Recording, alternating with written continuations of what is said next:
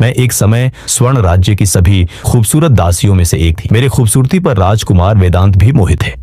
हम एक दूसरे से बहुत प्यार करते थे, परंतु राजा को हमारी यह नजदीकियां अच्छी नहीं लगती थी। उन्होंने मुझे और राजकुमार वेदांत को अलग करने की कई कोशिशें की, परंतु फिर भी राजकुमार वेदांत मुझे छोड़ने के लिए राजी नहीं थे। तब एक दिन राजा ने मुझे बुलाया और मुझसे पूछा, क्या तुम नहीं चाहती हो कि राजकुमार वेदांत इस राज्य का राजा बने? अगर तुम चाहती हो कि राजकुमार इस राज्य का राजा बने तो फिर तुम्हें इस राज्य को छोड़कर दूर कहीं जाना होगा। जितना धन संपत्ति लेना चाहे तुम ले सकती हो। धन संपत्ति का लालच तो मुझे था नहीं। मैं राजा से बोली, मैं ये राज्य छोड़कर चली जाऊंगी और राजकुमार वेदांत से फिर कभी भी नहीं मिलूंगी, लेकिन मेरी एक शर्त है कि एक दिन के लिए राजकुमार वेदांत को मेरे साथ गमन करने की अनुमति दी जाए। ये शर्त थोड़ा विचित्र तो था, पर राजा मान गए। फिर मैं राजकुमार वेदांत के साथ एक रात के लिए प्रेम विवाह किया। उसी के स्वरूप में बेटा तू पैदा लिया है, लेकिन तेरे पिता राजा वेदांत को ये बिल्कुल मालूम नहीं है कि उनका कोई पुत्र भी है। लेकिन बेटा, मरने से पहले मैं तुमसे एक वचन लेना चाहती हूँ कि तू अपने पिता के पास तभी जाएगा जब तू एक शक्तिशाली योद्धा बन जाएगा, क्योंकि उस राज्य में कमजोरों के लिए कोई स्थान नहीं। कोई तुझे नहीं अपनाएगा, कोई एक दासी पुत्र को राजकुमार नहीं कहेगा। इसलिए बेटा, तुझे मैं एक गुरु का पता बताती हूँ, तो तुम उन गुरु के शरण में चले जाओ। वह तुम्हें एक योद्धा बनने में मदद करेंगे। वचन दो मुझे सब बेटा, वचन दो। 10 साल का लड़का रणबीर जैसे ही अपने माँ के हथेली पर अपना हथेली रखकर वचन देता है, उसकी माँ का अंतिम सांस खत्म हो जाता है। वह जोर से चीख पड़ता है, माँ।